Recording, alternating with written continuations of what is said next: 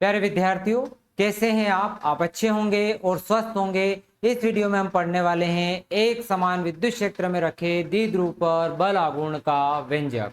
तो चलो शुरुआत करते हैं। एक समान बाह्य क्षेत्र में विद्युत द्विध्रुव। तो बच्चों, एक समान विद्युत क्षेत्र होता क्या है? तो जब क्षेत्र रेखाएं एक दूसरे से समदूरस्थ हो, अर्थात मैं कहूं कि जो क्षेत्र रेखाएं हैं वो एक दूसरे से बराबर दूरी पर हो और एक ही दिशा में हो, उसे एक समान विद्युत क्षेत्र कहते हैं। तो इस एक समान विद्युत क्षेत्र में बच्चों हमने एक द्विध्रुव रखा हुआ है। द्विध्रुव के दोनों आवेशों के बीच की दूरी 2L है।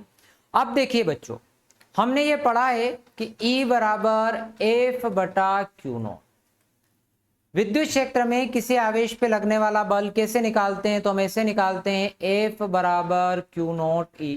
इस सूत्र की सहायता से हम विद्युत क्षेत्र में किसी भी आवेश पे लगने वाला बल निकाल सकते हैं। तो देखिए, यहां धन आवेश पर बल लगेगा, वो हो जाएगा बच्चों F बराबर QE, जो कि विद्युत क्षेत्र की दिशा में लगेगा।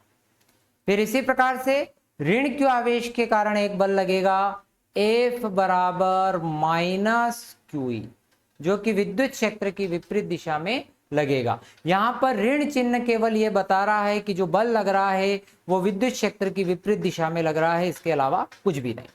अब यहां पर ध्यान से देखिए, तो एक बल जो आपका QE इधर लग रहा है और एक बल आपका इधर लग रहा है, तो नेट बल यानी कि कुल बल की अगर यहां चर्चा करें तो QE और -QE, चूंकि विद्युत क्षेत्र एक समान होने की वजह से जो बल लगेगा वो आपका क्या होगा? 0 होगा। एक समान विद्युत क्षेत्र में जो नेट बल लगता है वो क्या लगेगा? 0 लगेगा, क्योंकि हर बिंदु पर, जैसे धन के आवेश के कारण यहां देखेंगे तो भी बल F बराबर QE, यहां देखेंगे तो भी F बराबर QE, तो प्रत्येक स्थान पर जो है बल का मान एक समान होता है। इसलिए एक समान विद्युत क्षेत्र में जो कुल बल लगेगा वो क्या होगा? 0 होगा। ठीक है भैया। अब देखिए, धन Q आवेश, इस वाले नोक को आप मान लीजिएगा धन Q आवेश और इधर वाले को आप मान लीजिएगा ऋण Q आवेश। अब देखिए, धन Q आवेश पर एक बल लग रहा है, ठीक है, और वो बल क्या चाहता है? इसको इधर लाना चाहता है। और ऋण Q आवेश पर एक बल लग रहा है, वो उसको उधर ले जाना चाहता है। देखिए, ये बल इसे चाहता है कि ये विद्युत क्षेत्र के साथ घूमे, और ये इधर चाहता है, यानी कि ये इसे घुमाना चाहता है ऐसे, और ये घुमाना चाहता है इसे ऐसे। तो जब दो बराबर बल विपरीत दिशाओं में लग रहे हो, ठीक है, जो बराबर परिमाण के बल दो विपरीत दिशाओं में लगते हैं तो वो एक बल युग्म का निर्माण करते हैं। जैसे हम नल की टोटी पर देखते, क्या देखते? पानी के नल की टोटी को कैसे घुमाते हो आप? ऐसे घुमाते हो, उंगली से एक बल इधर, अंगूठे से इधर, तो वो भी क्या निर्माण करता है? एक बल युग्म का निर्माण करता है। तो यहां पर बच्चों क्या होगा? एक बल युग्म का निर्माण होगा, जिसे हम बल आघूर्ण बोलते हैं। तो बल आघूर्ण के लिए सूत्र हमारे पास क्या है? तो बल आघूर्ण का जो सूत्र है बच्चों, बल आघूर्ण का जो सूत्र होता है वो होता है बल का परिमाण गुणित दोनों बलों के बीच की लंबवत दूरी। दोनों बलों के बीच की लंबवत दूरी। देखिए क्या हो गया? बल आघूर्ण का सूत्र हमें पता है कि बल का परिमाण और दोनों बलों के बीच की लंबवत दूरी। बल का परिमाण तो बहुत आसानी से आपको यहां दिखाई दे रहा है कि QE है। लंबवत दूरी क्या है? वो लंबवत दूरी हम पता लगाने का प्रयास करते हैं। देखिए बच्चों, आप लोग क्या इसको लंबवत दूरी मत समझ लेना, ये जो 2L है इसको लंबवत दूरी नहीं समझना है। लंबवत दूरी क्या होगी? देखो, आपका बल इस QE पर मान लो ऐसे लग रहा है, देखिए आप ध्यान से, तो किधर लग रहा है? इस दिशा में लग रहा है ये, और ऋण पर देखें तो इधर लग रहा है। ठीक, अब मैं इसको थोड़ा सा विस्थापित करके यहां पर ले आता हूं। अब ये देखो, इन दोनों बलों के बीच की लंबवत दूरी कौन सी? तो ये वाली, जो इनका लाइन ऑफ एक्शन के बीच की जो लंबवत दूरी है, दोनों बलों के बीच की जो लाइन ऑफ एक्शन के बीच की जो दूरी है, उसे हम बोलते हैं इनके बीच की लंबवत दूरी। द्विध्रुव के ऋण Q आवेश को मैं A बिंदु पर मान लेता हूं, धन Q आवेश के B बिंदु पर मान लेता हूं, और इसे C बिंदु पर मान लेता हूं। यानी कि जो मेरी मुख्य दूरी है, जो लंबवत दूरी है मुझे ज्ञात करनी है, वो BC है। ठीक है बच्चों, तो बल का परिमाण तो हो गया बच्चों आपके पास QE प्लस QE इनटू, अब लंबवत दूरी हो गई बच्चों हमारे पास BC। चलो ठीक है, अब ये BC कैसे ज्ञात कर सकते हैं? देखो ये कोण आपका थीटा, तो यहां पर कहीं पर भी आप देखेंगे तो कोण कितना बनेगा आपका, ये कोण आपका थीटा ही बनने वाला है। हमारे पास BC हमें फाइंड आउट करना है और AB हमारे पास है 2L। BC हमें निकालना है, AB हमारे पास 2L है, यानी कि ये BC क्या हो गया, इस त्रिभुज का लंब हो गया और ये इसका कर्ण हो गया। लंब और कर्ण के बीच में क्या संबंध है, तो साइन थीटा। तो देखो हमारे पास जो साइन थीटा है वो हम निकाल लेते हैं यहां पर। तो साइन थीटा क्या हो जाएगा बच्चों, साइन थीटा होता है लंब बटा कर्ण। बच्चों लंब है आपके पास यहां पर BC और कर्ण है आपके पास 2L। तो बच्चों क्या हो जाएगा, BC बराबर 2L साइन थीटा। हमने BC निकाले, अब इस BC का मान इस समीकरण 1 में रख दे तो क्या बल आघूर्ण निकल आएगा। तो देखो बच्चों टाउ बराबर PE into sorry QE into BC की जगह क्या रखेंगे 2L साइन थीटा। अब देखिएगा प्यारे विद्यार्थियों, ये जो Q है और ये 2L है, Q into 2L E sine theta. Q into 2L क्या पढ़ा था, द्विध्रुव आघूर्ण, और हमने ये भी पढ़ रखा है कि जो द्विध्रुव आघूर्ण है उसकी दिशा -Q से +Q की ओर होती है। तो ये हो गया आपका द्विध्रुव आघूर्ण। तो द्विध्रुव आघूर्ण लिख देंगे इसकी जगह, तो Q इंटू 2L की जगह बच्चों लिखेंगे द्विध्रुव आघूर्ण। परिभाषा भी याद होनी चाहिए द्विध्रुव आघूर्ण की, क्या थी कि एक आवेश का परिमाण और दोनों आवेशों के बीच की दूरी के गुणनफल को हम क्या कहते हैं, द्विध्रुव आघूर्ण कहते हैं। ये बच्चों आपका हो गया टाउ। ठीक, अगर इसे मैं सदिश रूप में लिखूं बच्चों, इसे किस रूप में, सदिश रूप में, देखिए ये आपको ध्यान से अगर देखने पर PE sine theta A dot B sine theta, AB sine theta, A cross B cross product, तो यहां पर बन गया बच्चों ये टाउ सदिश राशि, द्विध्रुव आघूर्ण सदिश राशि, विद्युत क्षेत्र की तीव्रता सदिश राशि, टाउ बराबर P क्रॉस E। यानी कि इनकी दिशा किधर होगी भाई, अगर जो टाउ है उसकी दिशा किधर होगी, तो मान लो कि ये आपका जो है E विद्युत क्षेत्र है, यहां हम द्विध्रुव आघूर्ण ले लेते हैं ये P, इन दोनों के बीच का कोण है थीटा। आपको ये पता होना चाहिए कि ये थीटा किस किस के बीच में है, तो ये P और E के बीच में है थीटा, यानी कि जो कोण है वो किस किस के बीच में है, तो P और E के बीच के कोण को, ये जो कोण है आपका किसके बीच में है, जो साइन थीटा वाला कोण P और E के बीच में है। और इसकी दिशा हमें देखनी है, तो हमें पता है कि भाई जब क्रॉस प्रोडक्ट होता है तो उसकी दिशा उन दोनों के ठीक लंबवत होती है, तो इन दोनों के ठीक लंबवत हमने इसकी दिशा मान लो यहां पर ली है टाउ। ठीक, तो टाउ बराबर आया PE P क्रॉस E। और क्या हो सकता है, तो कुछ केस पर चर्चा करते हैं जो स्पेशल केस है। देखिए केस फर्स्ट, अभी हमने जो निकाला उसको दोबारा लिख रहा हूं, टाउ बराबर PE sine theta. Case first विद्यार्थियों, केस फर्स्ट, यदि थीटा बराबर 0 डिग्री हो तो टाउ बराबर PE साइन 0। साइन 0 की वैल्यू 0 होती है, यानी कि टाउ बराबर 0, ये हो गई मिनिमम। अब आप समझिए इस बात को, वापस मैं वहीं चलता हूं कि आपने जैसे ये धन क्यू आवेश इसको चाह रहा था कि ऐसे घुमाए, ये ऋण क्यू आवेश इसको ऐसे घुमाए। जब आपका थीटा 0 हो गया तो ये कहां है, इसके बिल्कुल समानांतर है ऐसी कंडीशन में। अब इस पर न तो कोई बल आघूर्ण लग रहा है और ना ही कोई बल लग रहा है, ना तो इस पर कोई बल आघूर्ण लग रहा है और ना ही कोई बल लग रहा है, तो ये इसकी एक स्थायी अवस्था प्राप्त कर लेता है। ठीक है, तो ऐसी स्थिति में ये से कहते हैं हम द्विध्रुव की स्थायी अवस्था। इस स्थिति में द्विध्रुव स्थायी अवस्था में होगा। इस स्थिति में द्विध्रुव क्या होगा आपका, स्थायी अवस्था में होगा। चलो अगले केस की चर्चा करें। मान लो मैं इसी के बीच जो एंगल है वो आपका 180 डिग्री ले लेता, तो टाउ बराबर फिर वही साइन 180, इसका मान भी शून्य होता है। तो अब यहां देखो कि जब आपका द्विध्रुव 180 के कोण पर घूम गया, यानी कि आपका द्विध्रुव ऐसे चला और ऐसे घूमकर ऐसे आ गया, यानी कि अब आपका यहां जो प्लस क्यू था वो आपका इधर आ गया और माइनस क्यू आपका इधर। यानी कि यह जो द्विध्रुव की स्थिति है, इस स्थिति में द्विध्रुव अस्थायी अवस्था में होगा, क्योंकि उसको वो दूसरा वापस अपनी ओर बुलाएगा, बोलेगा चल आजा वापस मेरे क्षेत्र में। तो ये द्विध्रुव की क्या होती है बच्चों, अस्थायी अवस्था होती है।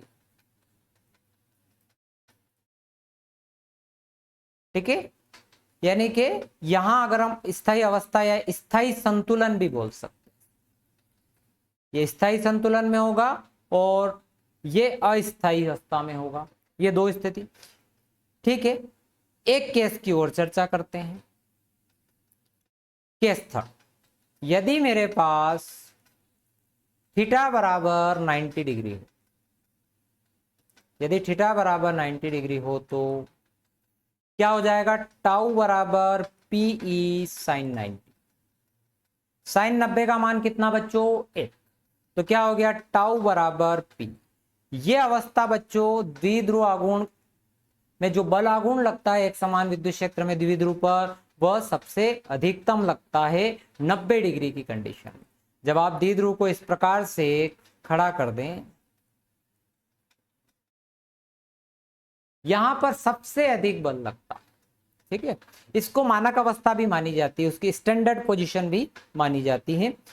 अब देखो, यदि इस विद्युत क्षेत्र की तीव्रता को मैं एकांक मान लूं, एक मान लूं, विद्युत क्षेत्र की तीव्रता को एकांक मान लूं, तो इस कंडीशन में जो टाउ मैक्सिमम है, जो टाउ है, वो किसके इक्वल हुआ, पी। अर्थात मैं ये कहूं कि जो बल आघूर्ण है वो द्विध्रुव आघूर्ण के बराबर होगा। कब होगा, जब विद्युत क्षेत्र की तीव्रता एकांक। तो एक समान विद्युत क्षेत्र में जब आप रखते हैं द्विध्रुव को, और यदि द्विध्रुव में विद्युत क्षेत्र की तीव्रता को एकांक माने, तो जो बल आघूर्ण है वो द्विध्रुव आघूर्ण के बराबर होता है। यहां से आपसे द्विध्रुव आघूर्ण की परिभाषा पूछी जा सकती है। तो क्या परिभाषा हो सकती है कि किसी विद्युत द्विध्रुव आघूर्ण उस प्रत्यानयन बल युग्म के आघूर्ण के बराबर होता है जो विद्युत द्विध्रुव पर उस कार्य करता है और जब उसे एकांक तीव्रता वाले विद्युत क्षेत्र के लंबवत रखा, यानी टाउ बराबर पी। ठीक, थीटा लंबवत रखना है 90 डिग्री वाले एंगल से, अपन ने समझा अभी। ये देखिए 90 डिग्री पर लंबवत रखा हो, एकांक तीव्रता हो, तो जो बल आघूर्ण है वो किसके बराबर होगा, द्विध्रुव आघूर्ण के बराबर होगा। द्विध्रुव आघूर्ण की परिभाषा यहां से पूछी जा सकती है। ठीक है, अब हमारे मन में एक विचार आता है कि भैया ठीक है, जब विद्युत क्षेत्र एक समान है, उस स्थिति में हमने कहा कि बल शून्य होता है, और एक स्थिति हमने ऐसी भी देखी जिसे अपन ने स्थायी संतुलन की अवस्था कहा, वहां भी हम कह रहे हैं कि बल और बल आघूर्ण दोनों शून्य होते। पर यदि विद्युत क्षेत्र एक समान नहीं हो तो क्या होगा, इस पर चर्चा करते हैं। अब जब विद्युत क्षेत्र एक समान नहीं होता है तब क्या होगा। तो जब आपका विद्युत क्षेत्र एक समान नहीं है, तो जो आपका बल है, नेट बल शून्य नहीं होगा। जो आपका नेट बल है, जो कुल बल है, वो शून्य नहीं होगा, क्योंकि प्रत्येक बिंदु पर, प्रत्येक द्विध्रुव के प्रत्येक बिंदु पर जो बल का मान है वो अलग अलग होगा, कम ज्यादा होगा, इस वजह से वो शून्य नहीं होगा। तो हम एक बात तो ये याद रखेंगे कि एक समान अगर विद्युत क्षेत्र नहीं है तो वहां बल आघूर्ण तो लगेगा ही लगेगा, पर वहां पर जो नेट बल है वो भी लगेगा, शून्य नहीं होगा। बल आघूर्ण भी होगा और बल भी होगा, दोनों ही होगा, एक समान विद्युत क्षेत्र नहीं है तो। एक काम और करते हैं कि हम लेके देखते हैं कि जब P P क्षेत्र E के समानांतर है। द्विध्रुव आघूर्ण को हम P के समानांतर लेकर देखते हैं। हमारे पास एक द्विध्रुव की हमने कल्पना करी, ये माइनस क्यू है और ये हो गई आपकी द्विध्रुव आघूर्ण की दिशा P। ठीक, अब हम ये देखें, ये विद्युत क्षेत्र की दिशा आपकी E हो गई। ऋण क्यू आवेश के कारण जो बल लगेगा, है ना, ऋण क्यू आवेश के कारण बल और धन क्यू आवेश के कारण बल।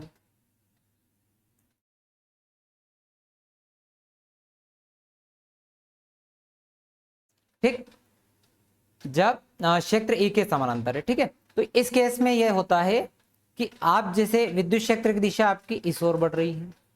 ठीक, अब यहां ये देखेंगे कि बल आघूर्ण तो क्या हो गया, शून्य हो गया, क्योंकि ये विद्युत क्षेत्र के क्या है, समानांतर है। टाउ बराबर पीई साइन थीटा, हमने अभी पढ़ा, टाउ बराबर पीई साइन थीटा, और चूंकि समानांतर होने की वजह से यहाँ कोण 0, यानी टाउ की वैल्यू 0। जब पीई के समानांतर हैं तो विद्युत क्षेत्र में बल आघूर्ण तो शून्य हो गया, पर इसके अंदर जो है वो नेट बल विद्युत क्षेत्र की दिशा में लगेगा। इधर जब चल रहे हैं हम विद्युत क्षेत्र दिशा में, इस तरफ बढ़ रहे हैं, तो बल का जो आपका विद्युत क्षेत्र का मान क्या होता है, बढ़ते जाता है। ऋण से धन की तरफ चलेंगे, विद्युत क्षेत्र का मान आपका बढ़ रहा है, तो यहां पर बल का मान बढ़ गया, यहां पर बल का मान कम है। अर्थात हम ये कहेंगे कि यहां जो बल लग रहा है वो विद्युत क्षेत्र की दिशा में नेट बल लग रहा है। नेट बल किधर लग रहा है बच्चों, विद्युत क्षेत्र की दिशा। अब एक काम और करते हैं कि इस P को E के ठीक विपरीत लेके देखते हैं। जब P क्षेत्र E के प्रति समानांतर है, वही वाली कहानी हमको लेनी है। यहाँ पर जो आवेश हैं वही आपके माइनस क्यू हैं, यहाँ आपका प्लस क्यू हैं, और सॉरी उल्टा है, इधर प्लस क्यू है और इधर माइनस क्यू। और द्विध्रुव की दिशा जो है, हमें जानते हैं द्विध्रुव आघूर्ण की दिशा माइनस क्यू से प्लस क्यू की ओर होती है, तो हमने माइनस क्यू से प्लस क्यू की ओर बना दी। ये आपका विद्युत क्षेत्र। तो हमने जो P है आपका विद्युत क्षेत्र के प्रति समानांतर, E इधर है, P इधर है, दोनों के बीच का जो कोण है वो है 180 डिग्री। तो टाउ बराबर PE साइन 180, साइन 180, यानी कि यहां पर भी बल आघूर्ण क्या आया, बल आघूर्ण शून्य आया। पर अब देखेंगे कि जो विद्युत क्षेत्र है ना, ये तो विद्युत क्षेत्र बढ़ने की दिशा, तो इधर देखते हैं, तो आप जो विद्युत क्षेत्र इधर से चलेंगे अपन ऋण क्यू से धन क्यू की, तो विद्युत क्षेत्र आपका घट रहा है। ठीक, तो अब आपका जो नेट बल लगेगा वो किस दिशा में लगेगा, विद्युत क्षेत्र के घटने की दिशा में लगेगा। ऊपर नेट बल किस दिशा में लग रहा था, विद्युत क्षेत्र के बढ़ने की दिशा में, और इसमें विद्युत क्षेत्र के घटने की दिशा में। तो यहां से हमें यह सीखने को मिला कि एक समान विद्युत क्षेत्र में अगर संरेखित हैं, एक ही दिशा में हम लेके चलते हैं, समानांतर लेके चलते हैं विद्युत क्षेत्र के द्विध्रुव को, तो उस परिस्थिति में जो आपका बलागुण तो शून्य हो सकता है पर बल शून्य नहीं होगा। तो आपको सीधे याद रखना है कि एक समान विद्युत क्षेत्र में, एक समान विद्युत क्षेत्र अगर नहीं है तो उस परिस्थिति में बलागुण भी लगेगा और बल भी लगेगा। जबकि एक समान विद्युत क्षेत्र में हमने कहा कि बल आपका शून्य होगा और क्या लगेगा, केवल और केवल बलागुण लगेगा। ये दो बातें आपको याद रखनी। ठीक है, एक सवाल है एनसीईआरटी का है, एक्सरसाइज का है। तो यहां लिखा है कि 4 × 10⁻⁹ कूलाम मीटर द्विध्रुव आघूर्ण का कोई वैद्युत द्विध्रुव 5 × 10⁴ न्यूटन पर कूलाम परिणाम के एक समान विद्युत क्षेत्र में रखा हुआ है। विद्युत क्षेत्र की दिशा आपके पास विद्युत क्षेत्र है 5 × 10⁴ न्यूटन प्रति कूलाम, और द्विध्रुव आघूर्ण यानी P है हमारे पास 4 × 10⁻⁹ कूलाम मीटर। विद्यार्थियों, हमें द्विध्रुव आघूर्ण पर कार्यरत जो है बल आघूर्ण निकालना है द्विध्रुव पर। तो बल आघूर्ण का जो सूत्र हम लोगों ने निकाला है अभी, वो था टाउ बराबर PE साइन थीटा। आपको थीटा दे रखा है कि हाँ ये 30 डिग्री पर संरेखित करने की कोशिश कर रहा है। तो P का मान हो गया 5 × 10⁴, P का मान 4 × 10⁻⁹ है, और इसका ये है एक ही बात साइन 30। साइन 30 का मान 1/2 होता है, ये हो गया 5 × 20 × 10⁻⁴ - 9 × 1/2, कैंसल किया, यहाँ पर आया 10 10 की पावर 1 यहां से, 10 की घात -4 यहां से, तो टोटल कितना हो गया भैया 10 की घात -4। ठीक है, तो ये क्या हो जाएगा, इसकी यूनिट लगा दो, न्यूटन।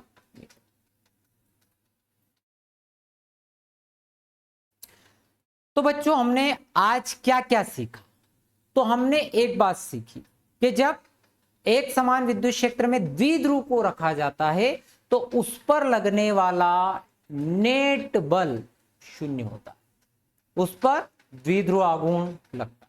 जब उसे एक समान विद्युत क्षेत्र में नहीं रखा जाता है, असमान विद्युत क्षेत्र में रखते हैं, तो वहां पर आपका नेट बल भी लगता है और वहां आपका जो है आघूर्ण भी लगता है, दोनों चीजें लगती है। ये बातें अपने को ध्यान रखना है। अगर आपको वीडियो पसंद आया हो तो चैनल को सब्सक्राइब और वीडियो को अपने दोस्तों के साथ शेयर करना मत भूलना। थैंक यू वेरी मच, मिलते हैं नेक्स्ट वीडियो।